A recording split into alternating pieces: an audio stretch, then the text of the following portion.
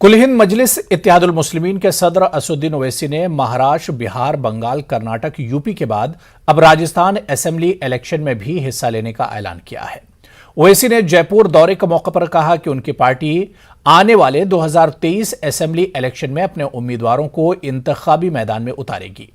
अगले 1.5 से 2 महीनों में रियासती यूनिट का ऐलान किया जाएगा। हमारी पार्टी ने यह फैसला लिया है कि हम राजस्थान में अपनी पार्टी को लॉन्च करेंगे, यहाँ पर शुरुआत करेंगे और 1-1.5 महीने के अंदर इंशाल्लाह ऑफिशियली लॉन्च होगा। राजस्थान के मुख्तलिफ मकामात पर जाकर जिम्मेदार हजरात से बातचीत करेंगे, उनसे मशवरा करेंगे और बहुत से लोगों को हम और जुड़ने की कोशिश करेंगे और उसके बाद फिर पार्टी का काम शुरू हो जाएगा। हम यूपी के इलेक्शन में मसरूफ़ हैं, 1-1.5 महीने के अंदर इंशाल्लाह पूरा सही पिक्चर सामने आ जाएगा। जो सिखाया गया वो तो 15 अगस्त 1947 को पंडित नेहरू वज़ीर आज़म थे, वो हम लोग उसको यौम आज़ादी मनाते हैं। अब दूसरे लोग जो इस तरह की बातें करते हैं वो ये नहीं समझते कि इस तरह का बातें करने से, अनाप शनाप बकने से, इससे उन मुजाहिदीन आज़ादी को तकलीफ़ दी जाती है। और भारत के संविधान में डायरेक्टिव प्रिंसिपल है कि इस बात का संविधान हमको तालीम देता है कि भारत के जो मुजाहिदीन आज़ादी आप उनकी इज्जत करिए। खबर गाजियाबाद से, जहां लोनी इलाके में 2 ग्रुपों में जमकर पत्थरबाजी हुई। दोनों ग्रुपों में शाम के वक्त यह पत्थरबाजी हुई। इस दौरान कई राउंड हवाई फायरिंग भी हुई। इस पथराव में कई लोगों के जख्मी होने की इत्तला है। पुलिस मौके पर मौजूद है। हालात कशीदा है मगर काबू में बताए जाते हैं।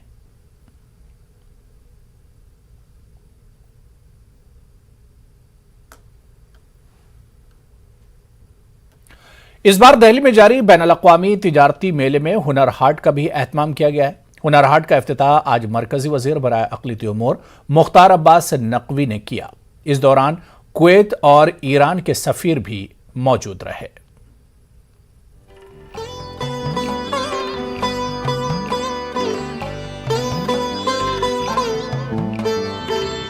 प्रगति मैदान में 14 नवंबर से शुरू हुए बैनुल-अक़वामी तिजारती मेले में लगे हुनर हाट के जरिए मुल्क भर के दस्तकारी के नमूने एक छत के नीचे देखने को मिल रहे हैं।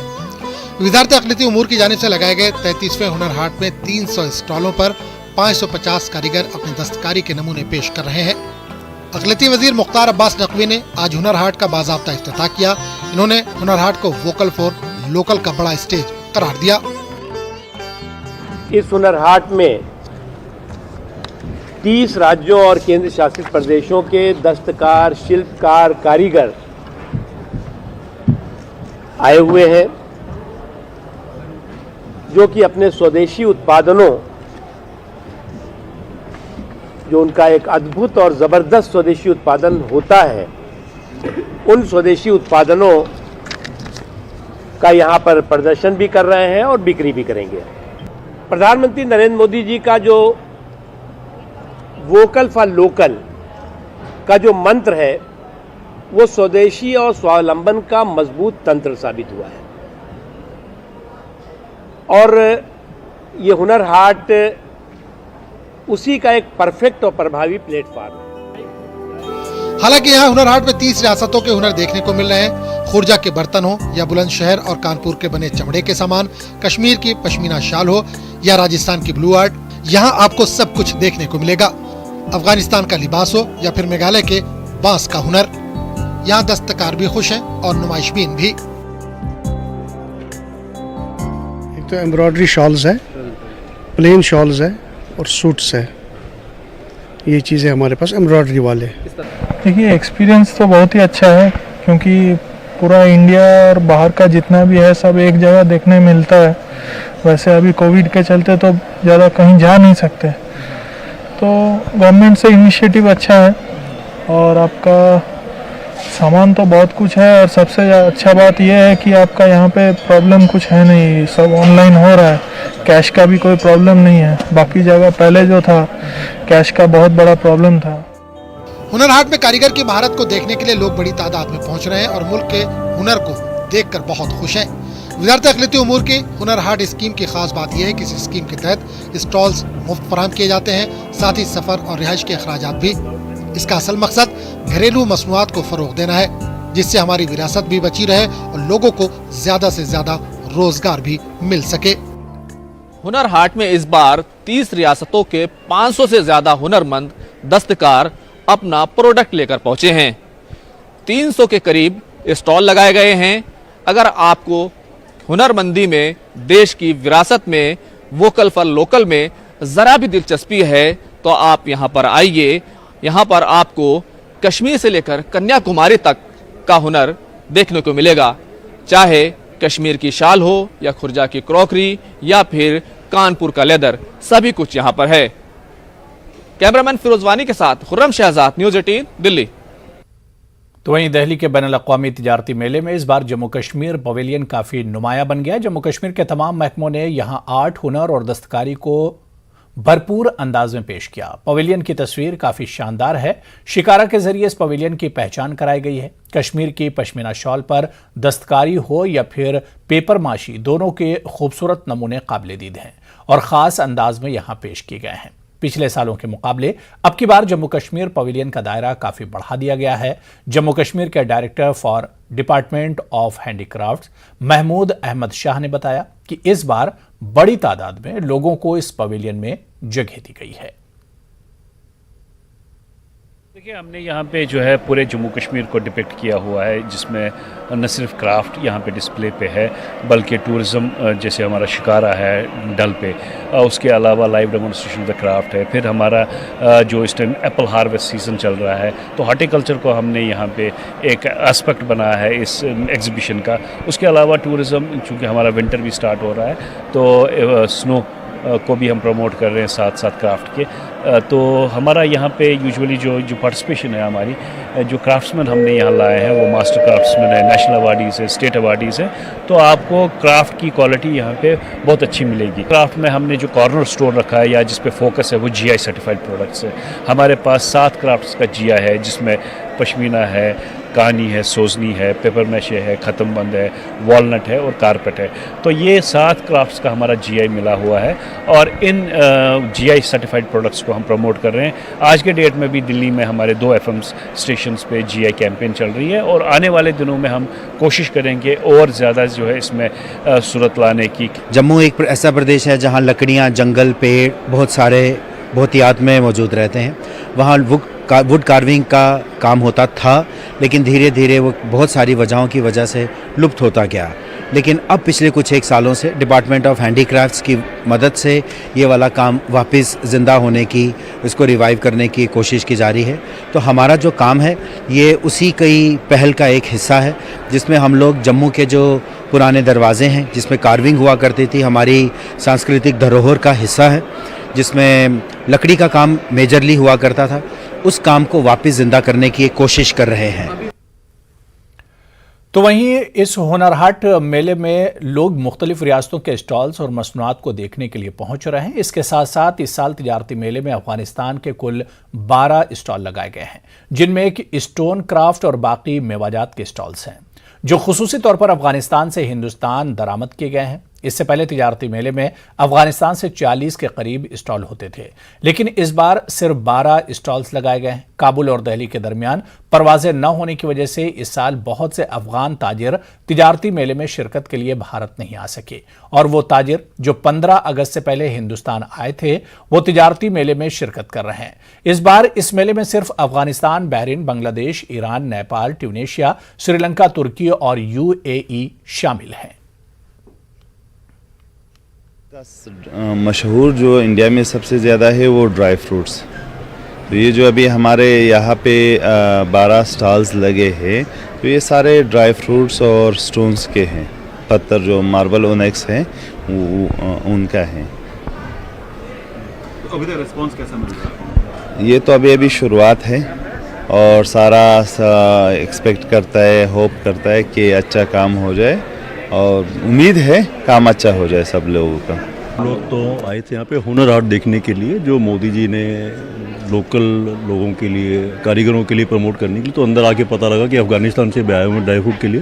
तो बहुत अच्छी वैरायटी है ड्राई फ्रूट की इनके पास, जो आज तक कभी देखी नहीं। जैसे वाइट बादाम है इनके पास, वो आज तक कभी देखे नहीं कहीं पे दिल्ली के मार्केट के अंदर। सूखा हुआ शहतूत भी है तो अच्छे लग रहे हैं। अब रेट थोड़े ज़्यादा हैं तो वो रेट चेक करने पड़ेंगे क्या है, बट क्वालिटी बहुत अच्छी है लोगों की। इस बार अच्छा है, और पहले से जैसा नहीं है, अच्छा है, क्योंकि कोरोना की वजह से थोड़ा प्रॉब्लम है और बाज़ार थोड़ा अच्छा नहीं है, मगर पहले से बस अच्छा बोलिए। 2 साल बाद लगा है, अब लोग को पता लगेगा तो टाइम लगेगा, 2-3 दिन, 3 दिन बाद भीड़ होगी इंशाल्लाह। और जम्मू कश्मीर से इस वक्त बड़ी खबर, जहां श्रीनगर के हैदरपुरा इलाके में इनकाउंटर हुआ है। इस इनकाउंटर में एक मिलिटेंट मारा गया है। मारे गए मिलिटेंट की शिनाख्त नहीं हो पाई है। सिक्योरिटी फोर्सेस को यहां 2 से 3 मिलिटेंटों की मौजूदगी की खबर मिली थी। तो श्रीनगर से बड़ी खबर है, जहां हैदरपुरा इलाके में इनकाउंटर हुआ है। इनकाउंटर में एक मिलिटेंट मारा गया है। मारे गए मिलिटेंट की शिनाख्त नहीं हो पाई है। सिक्योरिटी फोर्सेस को इलाके में 2 से 3 मिलिटेंटों की मौजूदगी की खबर मिली थी। इसके बाद सिक्योरिटी फोर्सेस ने इलाके का मुहासरा किया, जिसके बाद गोलियों का तबादला भी हुआ। तो श्रीनगर के हैदरपुरा इलाके में इनकाउंटर हुआ है। अभी तक इस इनकाउंटर में एक मिलिटेंट मार गिराया गया है।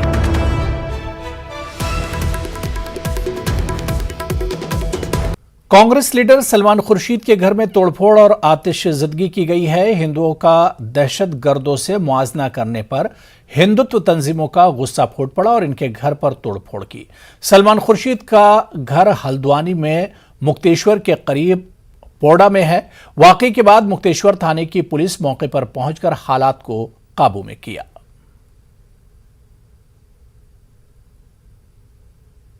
मैंने जो पोस्ट किया है उसमें मैंने कहा था, मैं तो ये दरवाज़ा खुला रख रहा था, आइए हम बैठे हैं, बात करें, एक कप चाय पीजिए, हमसे बात करिए।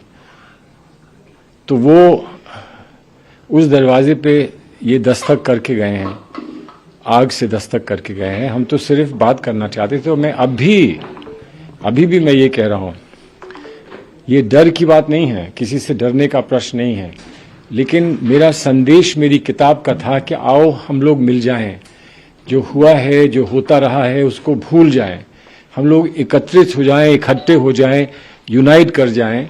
क्योंकि देश में अगर हमें देश की बहबूदी चाहिए, देश में शांति चाहिए, तो हम लोगों को बैठना होगा ना। मेरे साथ बैठे, किसी और के साथ बैठे, हमारे नेतृत्व के साथ बैठे, लेकिन बैठना तो होगा, साथ बैठना तो होगा। दरवाजे बंद करने से, दरवाजे जलाने से हमारा लक्ष्य पूरा नहीं होगा जो हम चाहते हैं। अली जैदी को उत्तर प्रदेश शिया सेंट्रल वक्फ बोर्ड का चेयरमैन नामजद किया गया है। अली जैदी के चेयरमैन बनने पर मुबारकबादियों का सिलसिला जारी है। अली जैदी को रियासती वजीर मोहसिन रजा और शिया रहनुमा कल्बे जवाद ने भी मुबारकबाद पेश की। मोहसिन रजा का कहना है कि अब वक्फ अमलाक का तहफ़्फ़ुज़ सही तरीके से हो सकेगा और जिनके साथ नाइंसाफी हुई है उनको इंसाफ मिलेगा।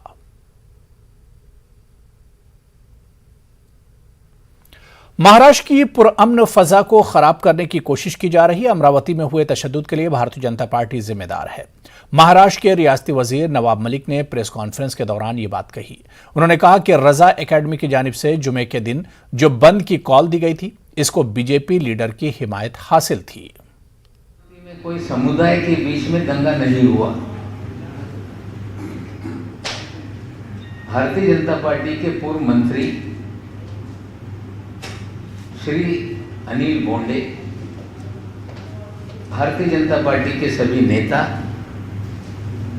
उन्होंने 2 तारीख के रात को दंगे का षड्यंत्र रचने का काम किया। कुछ नौजवानों को पैसे बांटे गए, कुछ शराब बांट के अमरावती शहर में दंगा कराने का प्रयास किया गया। पत्थरबाजी हुई, दुकानों को आग लगाने का काम किया गया और पुलिस जांच में सारी सच्चाई सामने आई और उन पर कार्रवाई शुरू हो गई। साथ ही साथ ये भी जानकारी मिल रही है कि बड़े पैमाने पे मुंबई से पैसे गए और वहां के कुछ विधायक के जरिए ये पैसे लोगों में बांटे गए। निश्चित रूप से उसकी भी जांच हो रही है। लेकिन बीजेपी का ये हथकंडा, जब सारे उनके हथियार अस्त्र समाप्त हो जाते हैं तो फिर दंगों का हथियार बाहर निकाल के वे अपनी राजनीति शुरू करते हैं। हमें लगता है महाराष्ट्र की जनता ये पूरी तरह से जानकार है और इस तरह के षड्यंत्र, इस तरह के राजनीति को महाराष्ट्र की जनता कभी स्वीकारने वाली नहीं और निश्चित रूप से इस तरह की विनाशकारी राजनीति का हम पूरी तरह से इसकी भर्त्सना करते हैं और बीजेपी को चेताना चाहते हैं कि इस तरह की राजनीति करने का काम ना करें। इस तरह की नकारात्मक राजनीति ये अब महाराष्ट्र के जमीन पे चलने वाली नहीं। और जम्मू कश्मीर से एक बार फिर बड़ी खबर, श्रीनगर हैदरपुरा में इनकाउंटर में 2 मिलिटेंट मारे गए हैं। जी हां, इससे पहले खबर आई थी 1 मिलिटेंट के मारे जाने की, 2 से 3 मिलिटेंट छुपे हुए थे और अब खबर आई है कि सिक्योरिटी फोर्सेज ने 2 मिलिटेंटों को मार गिराया है। ताजा तस्वीरें भी हम आपको दिखा रहे हैं जिस मकाम पर यह इनकाउंटर चल रहा है। श्रीनगर का हैदरपुरा का इलाका है जहां पर मिलिटेंटों के छुपे होने की खबर सिक्योरिटी फोर्सेज को मिली थी और उसके बाद सिक्योरिटी फोर्सेज ने इलाके का घेरा कर लिया था और ताजा कार्रवाई में 2 मिलिटेंट मारे गए हैं। पुलिस सिक्योरिटी फोर्सेज की मिलिटेंटों के साथ झड़प हुई थी जिसमें 2 मिलिटेंट मार गिराए गए हैं।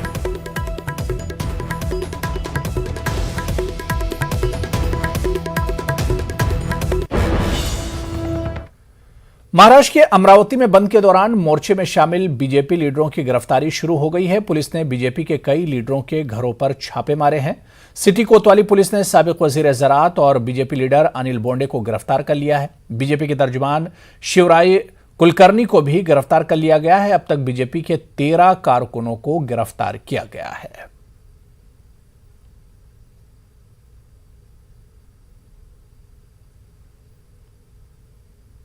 महाराष्ट्र की भूमि पर षड्यंत्र के तहत, साजिश के तहत जो सांप्रदायिक दंगे हुए, इसके पीछे पूरी तरह से महाराष्ट्र की सरकार है और वे गिरफ्तारी कर रहे हैं भाजपा नेता की। कैसा दोगलापन है, कैसी विडंबना है। इनके खुद के शिवसेना के नेता जो त्रिपुरा में घटना घटी ही नहीं, उसे घटी है दिखा करके लोगों को उकसाने वाला भड़काऊ भाषण करते हैं, उस पर कोई कार्रवाई नहीं। मालेगांव शहर में जुमे के दिन ऑल इंडिया सुन्नी जमीयत उलमा और रजा एकेडमी की जानिब से त्रिपुरा तशद्दुद के खिलाफ बंद मनाया गया था। इस दौरान हुए पत्थरबाजी के बाद पुलिस की जानिब से 7 अलग अलग मामले दर्ज किए गए थे, जिसके बाद से गिरफ्तारियों का सिलसिला जारी है। अब तक 25 से ज्यादा अफराद की गिरफ्तारी अमल में आ चुकी है। अदालत ने गिरफ्तार अफराद को 3 दिनों की पुलिस हिरासत में रवाना किया है। जिला एसपी सचिन पाटिल का कहना है कि सीसीटीवी कैमरे और पुलिस के जरिए की गई शूटिंग की मदद से गिरफ्तारियां की जा रही हैं। दूसरी जानिब जिनकी गिरफ्तारी अमल में आई है, इनके वकला का कहना है कि यह बेजा गिरफ्तारी है और इन पर आयद करदा दफात का इस वाकये से कोई ताल्लुक नहीं है। इसमें अब तक हमने 22 लोगों को अरेस्ट करके माननीय कोर्ट के सामने पेश किया है। इसके तहत और 5 लोगों से अभी फ़िलहाल पूछताछ चल रही है। इसमें जो भी पुलिस को एविडेंसेस मिले हैं, जिसमें अहम था सीसीटीवी फुटेज कवरेज है, उसके साथ जो वहाँ पे कैमरे अलग अलग थे, उसमें जो दिख रहे थे, जो इंसिडेंट्स दिख रहे, उसके आधार पे जिन लोगों ने पत्थरबाजी की, जिन लोगों ने नारे लगाए, उसी के साथ जिन्होंने लोगों को उकसा के ये एंटी सोशल एक्टिविटीज़ करवाई हैं, उनके ऊपर फ़िलहाल पुलिस कार्रवाई कर रही। इसमें ऑर्गेनाइजर्स जो है उनका भी लीगलिटी जो है, क्योंकि ये रैली जो थी उसके लिए परमिशन नहीं थी। परसों जो मालेगांव में वाक़या हुआ रोड के ऊपर, पुलिस ने अलग अलग क्राइम्स रजिस्टर किए। उसमें आज 22 आदमियों को अरेस्ट करके लेके आए थे, जिनके ऊपर दफ़ा 307 पुलिस को मारपीट की, 353 फसादात के सेक्शन, सरकारी मालमत्ता को नुकसान किए थे, तमाम सेक्शन लेके यहाँ पर मैक्सिमम मुस्लिम अफराद रहते हैं। मुस्लिम कम्युनिटी प्रोजेक्टेड सिटी है, इसलिए इन्हें बदनाम करने के लिए ये हाई प्रोफाइल ऑफिस रजिस्टर किया गया। अमरावती में कर्फ्यू का आज तीसरा दिन है, हालात काबू में है। वहीं अमरावती की वजीर यशोमती ठाकुर ने शहर का जायजा लिया और आवाम से अमन कायम रखने की अपील की। साथ ही उन्होंने अफवाहों पर तवज्जो न देने की गुजारिश की। इस मौके पर यशोमती ठाकुर के साथ कांग्रेस लीडरान भी मौजूद थे। अमरावती में अमन अमान की बरकरारी के लिए सिक्योरिटी बढ़ा दी गई है।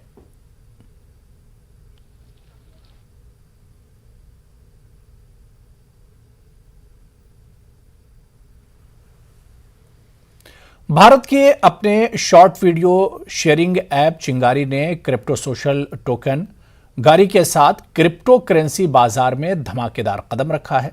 सुपरस्टार सलमान खान गारी के ब्रांड एम्बेसडर हैं। चिंगारी ऐप भारत में काफी मकबूल हो रहा है और सोशल मीडिया कैटेगरी में बेस्ट ऐप का खिताब भी हासिल कर चुका है। चिंगारी ऐप न सिर्फ कंटेंट क्रिएटर्स बल्कि व्यूअर्स, एडवर्टाइजर्स और डेवलपर्स सबकी कामयाबी की कुंजी है। गारी का इस्तेमाल मुस्तकबिल की इन ऐप करेंसी के साथ साथ गवर्नेंस टोकन के तौर पर भी हो सकता है। आइए जानते हैं सौरभ से, जो एक इन्फ्लुएंसर हैं।